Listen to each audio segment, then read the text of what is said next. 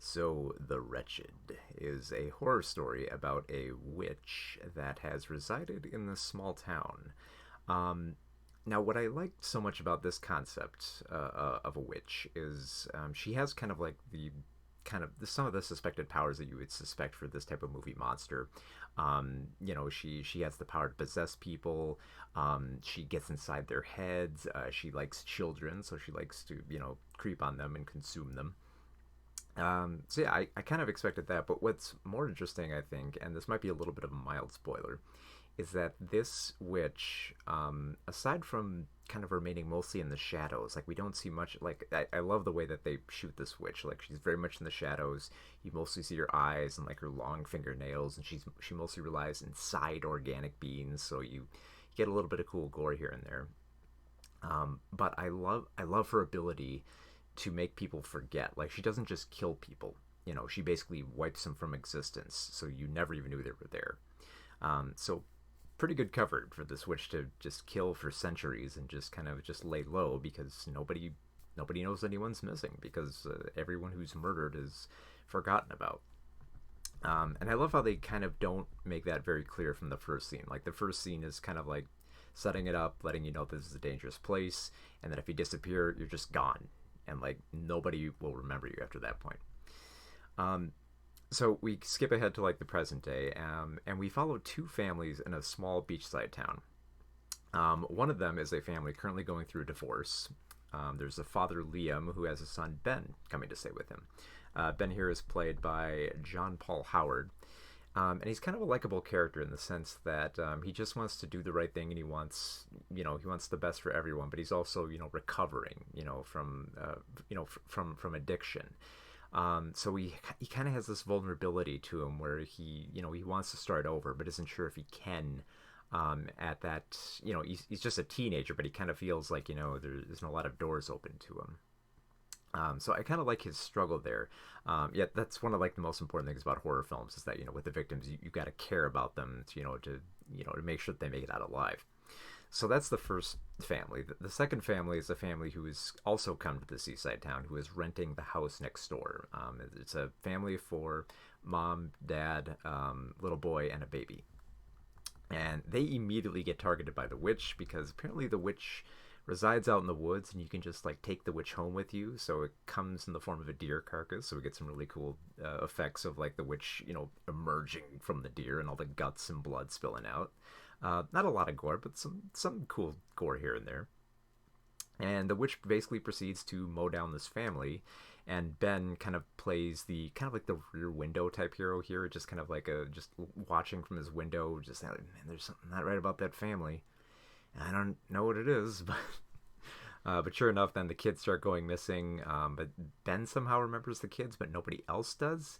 So I love that kind of like it's like very much a rear window thing here. So you have this element where Ben's not sure if he's losing his mind or if he's actually if he's actually dealing with a witch in this sense. So there's this great like psychological element to it as well, and it's fairly well balanced. Like I like the characters well enough here. He ends up forming a romance with this girl Mallory, who's just a great performance here by Piper Curda. And yeah, they hit it off pretty well. They push it through like really quickly. But for how fast they get into this relationship, like pretty quick, I gotta admit it kind of works. They have something between them that actually kind of works here. And I gotta admit, like, a lot of other elements in this film I don't think quite hit well. Like, there's a local bully on the beach who basically is a hotshot. He's got a boat. He basically looks down on Ben. He's basically presented as a little bit of an antagonist, just someone to hold him back a little, make his life a little bit more stressful. Even though there's enough crazy crap going on with the witch and making people forget about people they've taken away. But what's interesting about this film, and I won't reveal this, but there is a twist close to the ending. It isn't the ending, but it's close to it. And it doesn't really, the twist here doesn't really flip the narrative that much as you think. It doesn't like blow your mind or anything.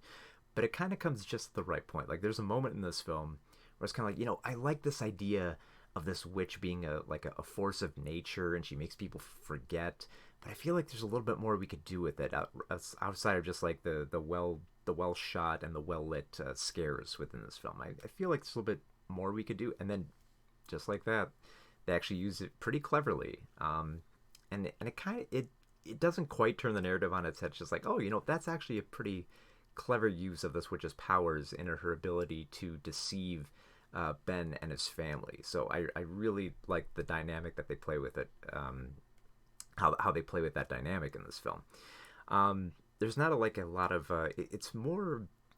I gotta admit, I was more fascinated with more the mystery aspect and the psychological element of debating whether or not there is a witch, as opposed to most of the gore and scares. Like, there are some pretty good scares here and there. There is some pretty good gore here and there, but ultimately, just the mind games that this witch plays. Like, I wanted a little bit more of them. Like the crazy stuff that goes down in the third act was amazing, and for all like the great tension that builds up within the first and second act, by slowly showing this like family decay into madness. Like, the witch gets into like the heads of the parents, and basically tries to make them kill their kids in like the strangest ways.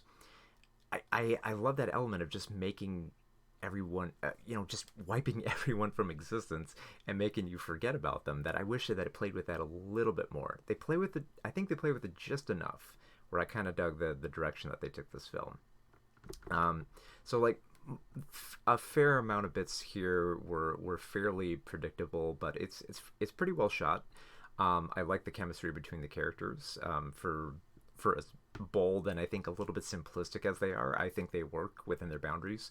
And like I said, you get some nice gore, you get some nice mind games, and it's not a bad horror film from IFC. They did a they got some pretty good filmmakers working on some new and interesting horror. And while this one didn't really defy conventions, it's not like a must see horror film.